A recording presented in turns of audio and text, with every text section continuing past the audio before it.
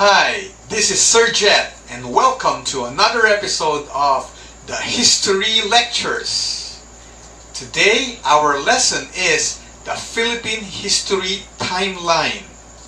Now what exactly is this? This is similar to your mathematics number line. It's a long horizontal line, okay? And in mathematics you have the negative numbers over here and the positive numbers over here. Now in the history timeline, the long line on this end, okay, you have eternity past, and on this side you have eternity future, and we are somewhere over here, the present.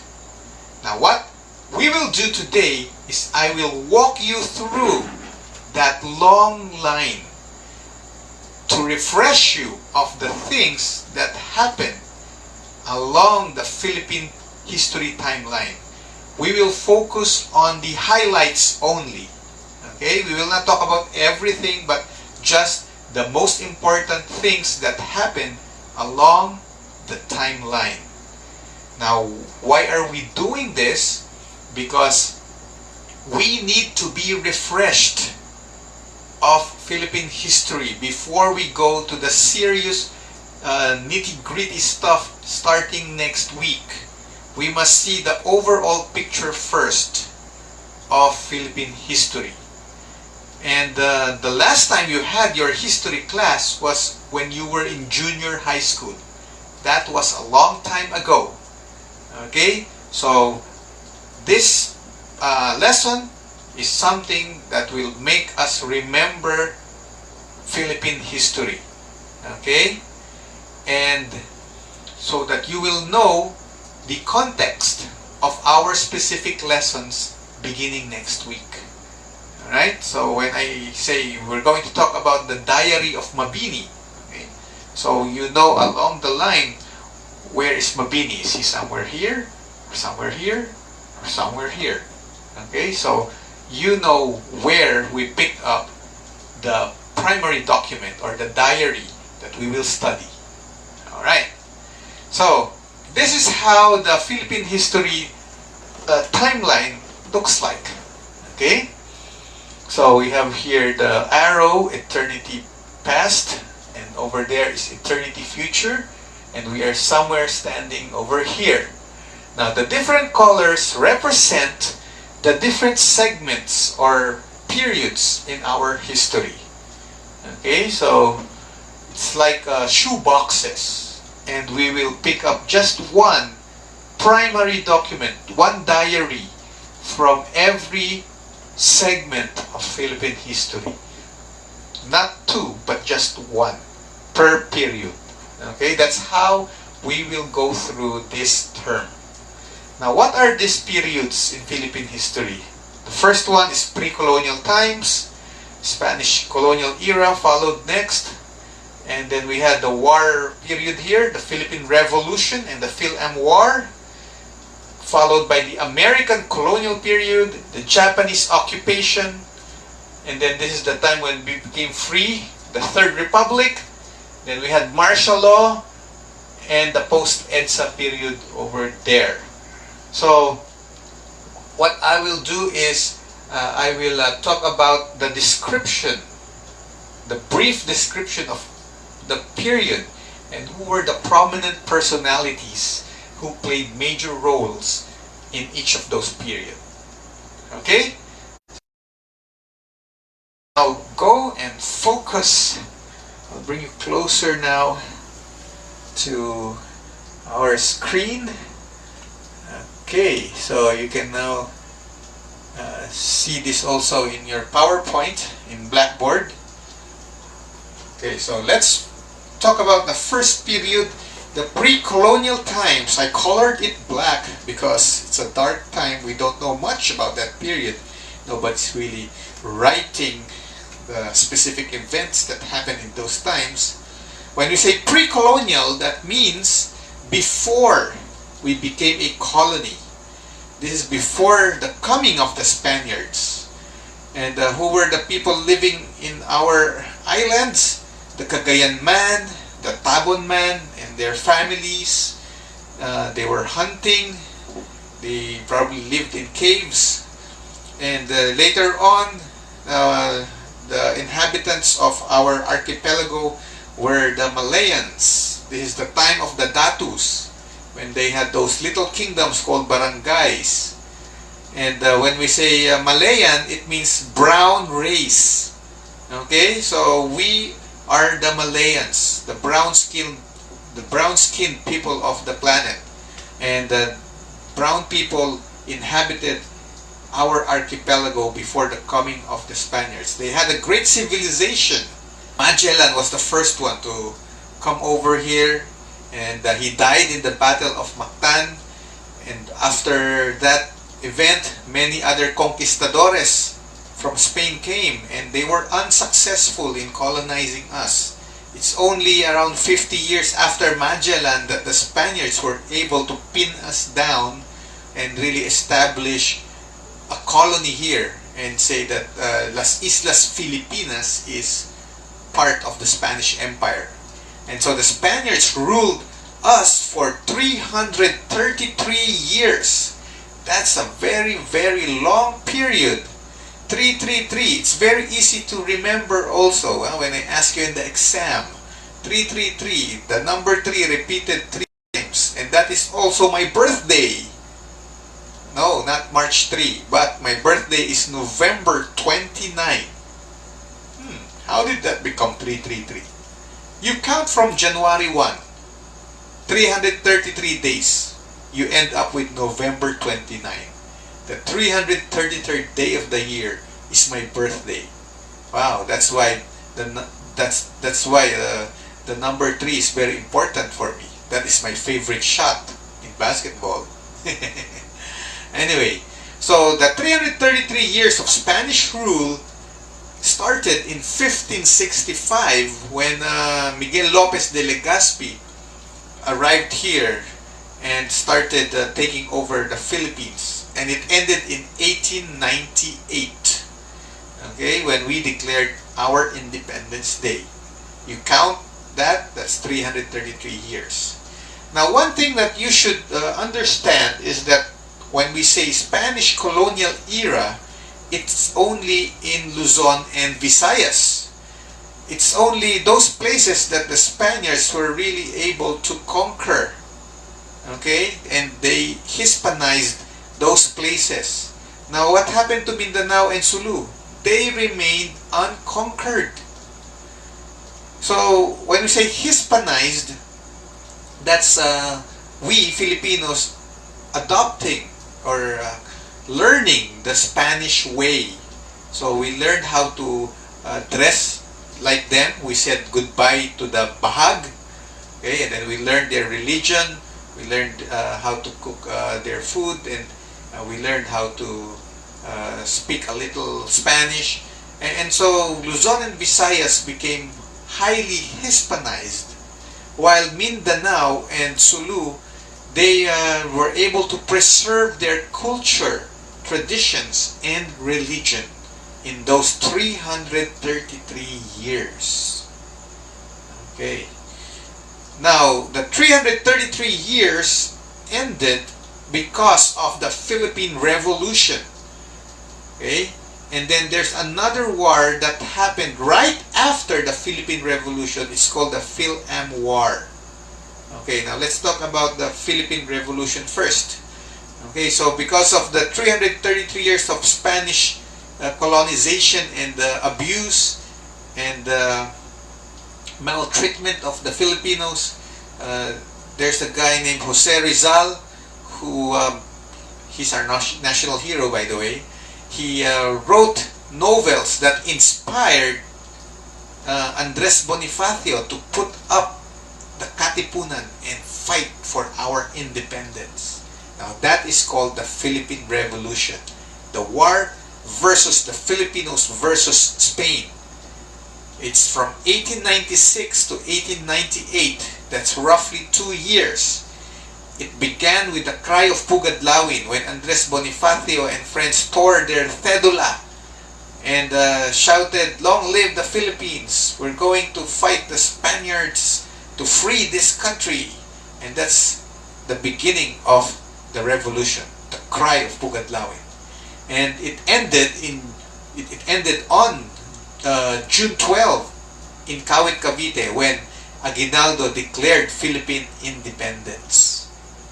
Now, the prominent personalities in that revolution was, of course, Andres Bonifacio, who started it, but later on, his position and his power was taken away by Emilio Aguinaldo, who became the face of the revolution. And in fact, he was the one who declared independence. Now, there's just a very brief period of peace after the declaration of independence, just a few months, because after taking care of Spain, eliminating them, we face a new colonizer, the Americans. And so we go back to the battlefield once again, and we fought the Americans in the Fil-Am War, Philippine-American War, from 1899 to 1902. And you can just imagine, Aguinaldo and his troops enjoying peace, and then here comes another colonizer, let's go back to war. And very tiring indeed. Now, the prominent personalities during that time, or in that war, was Apolinario Mabini, the guy who is always sitting down, and the generals, Antonio Luna and Gregorio del Pilar, who had very nice movies. I hope you were able to watch those two movies. Now, who won the war? Who won the Fil-Am War? The Americans. And we lost that war. So here comes the next period in Philippine history, the American Colonial Period.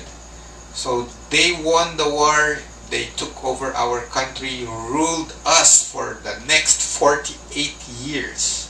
The period is characterized by benevolent assimilation. That is their strategy on how to Filipinos. What exactly is benevolent assimilation? That is showering us Filipinos with lots and lots of kindness and goodness. And so we Filipinos started to love the Americans, and we had great colonial mentality. What kind of nice things did they shower us? They gave us the public school system, free education for everyone.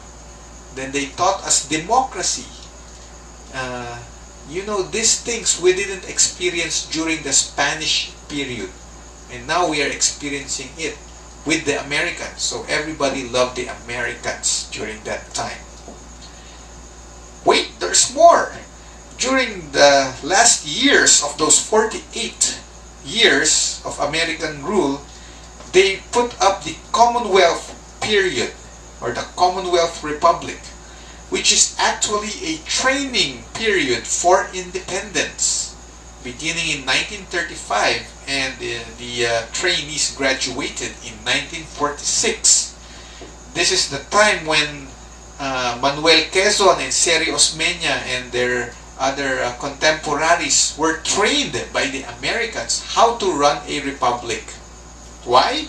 Because the Americans promised that they will leave the Philippines for good. But before doing that, we must know how to run the republic ourselves.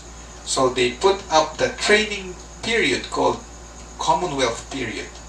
So Quezon Osmeña learned how to be a president and vice president. The senators, the congressmen learned how to do their jobs, the mayors, etc. The Americans trained us in those years from 1935 to 1946. Now inside that Commonwealth period, okay, came the Japanese, and they occupied the Philippines for 3.5 years, from 1941 to 1945. Now, what happened to the Commonwealth government? What happened to the training of Quezon and Osmeña? they were relocated to the United States, okay, by MacArthur. They escaped the Japanese occupation, and they continued their training in the US.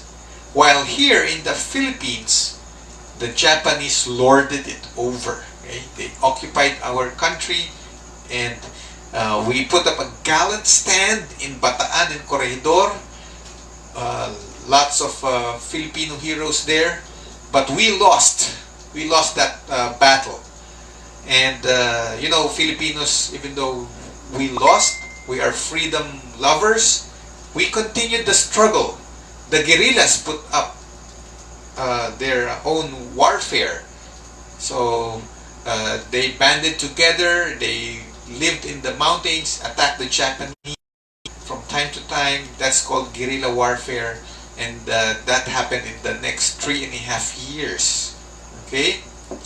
Now, to counter that, the Japanese hired some makapili. These are Filipinos. They are like traitors because they help the Japanese. They work for the Japanese, for the enemy, okay, to spy and to pinpoint who's a guerrilla in the community. And so it's a very dark time in Philippine history. You don't want to live in that period. Now, during those days, okay, when the Japanese were here, they put up a republic, and they had Jose P. Laurel to act as the president of that republic. And our books call it the Japanese-sponsored republic. Okay?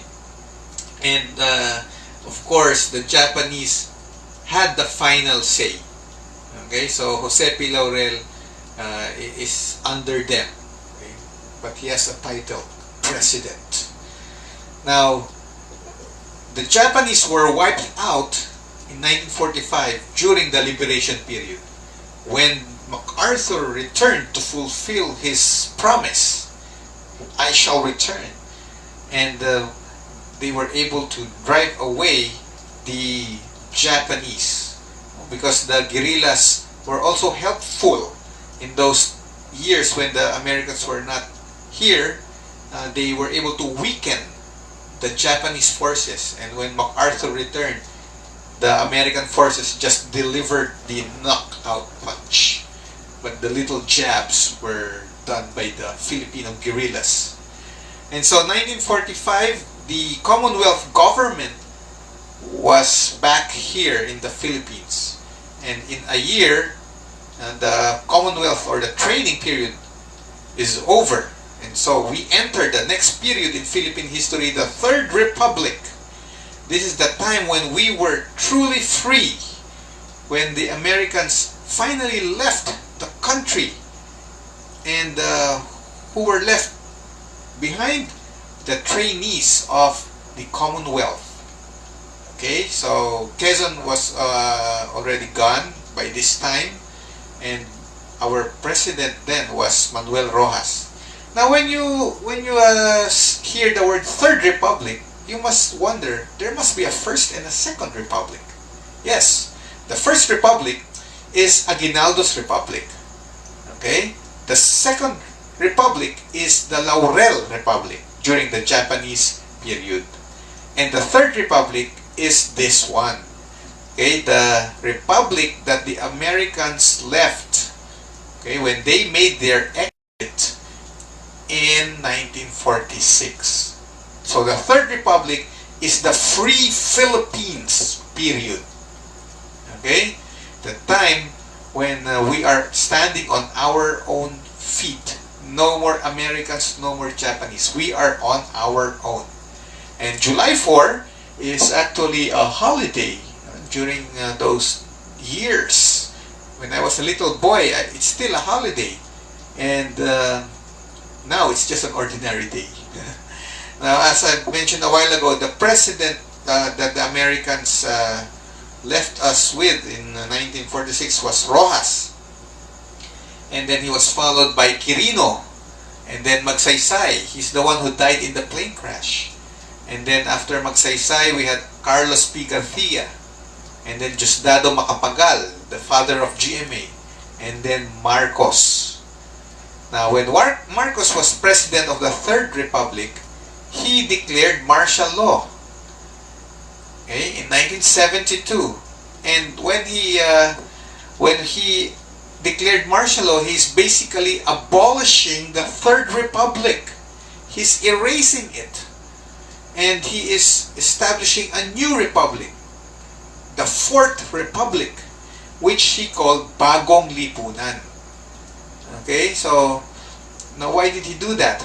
Because he wanted to be president for a long time. The rule book, which was enforced, the constitution that was enforced during the Third Republic, says that the president can only rule for a maximum of 8 years.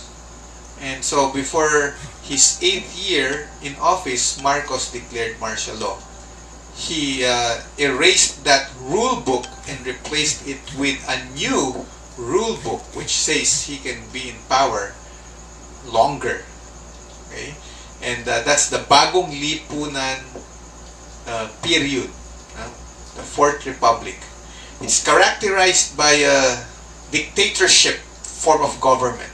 Marcos was really a strong man. It will happen. And then there were lots of human rights abuses and cronyism. Cronyism is when Marcos's friends and relatives benefit the most in the economy. And so that's another dark period in Philippine history. Now, martial law had its end in the EDSA Revolution. Okay? And the EDSA Revolution precipitated beginning with the death of Ninoy Aquino on August 21, to commemorate the death of Ninoy Aquino, because his death was very significant. It became the spark for the people to stand up against Marcos, be angry at Marcos, and be expressive of their anger. And so there were daily rallies, demonstrations from 1983 to 1986, which pressured Marcos to call a snap election in 1986. And he won. But the people felt he cheated his way to victory. Not only the people, but also the military. And so there was an uprising against Marcos. And that's called the EDSA People Power Revolution. It's a bloodless revolution, the first of its kind in the history of the world. Okay? And that happened in February 25 or 22 to 25, 4 days, okay, in 1986.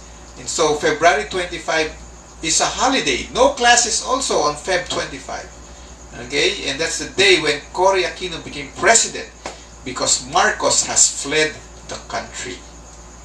Okay? And when Marcos was gone, the Fourth Republic was also gone. And so we enter the Post-EDSA period. Post-EDSA means after the EDSA Revolution. And we have now the Fifth Republic. Okay, that's 1986 to the present. No more dictatorship. Okay, they say we now have freedom restored. And so who were the presidents in this period? Beginning with Cory Aquino in 1986. We had, the next one was Fidel Ramos, called FVR. And Joseph Estrada, popularly known as ERAP. Gloria Arroyo, who's also called GMA. And then Noynoy Aquino, who is the son of Cory. Okay, we call him Pinoy. And at present, we have Rodrigo Duterte. Okay, now there's a little revolution that happened in 2001, and that revolution is called EDSA Dos. It ousted ERAP as president and seated Gloria Arroyo as the new president. People didn't like ERAP during that time, so they went back to the streets to call for his resignation, and he did resign. But people say that it may not be a revolution after all, because when you say revolution, there's a total change in the social structure. But people notice it's just the same situation before and after that revolution. We still have a myriad of problems lingering. We still have a collage of headaches. The rich are still rich. The poor are still poor. Graft and corruption is rampant. Poverty is all around. Environmental degradation is getting worse year after year. We have problems on drugs. There are still many cases of human rights abuses. Politicking, like politicians fighting one another, okay? Killing one another, and saying bad things to one another with all those bags of tricks. We still have that in our time. Crime rate is still up. The insurgency problem is still there in the mountains. And then we have additional problems, okay? After the EDSA People Power DOS, we now have problems with China over the Spratly Islands. And still more OFW woes piling up. Our countrymates getting abused abroad. And so we have still a very, very big collage of headaches in the post-EDSA period. That's our country. Wow. And now we are transitioning actually to a new phase, a new period, not only in the history of the Philippines, but history of the world. With this COVID pandemic spreading, we are now experiencing a shift in a period in history. We are entering a new chapter in the history books that will be read years from now. The COVID pandemic period. Beginning in January 2020, this disease started to spread around the world. And in February, we had our first case. And in March, the government ordered a lockdown that we are still experiencing right now. Everybody's still saying, stay at home. Okay?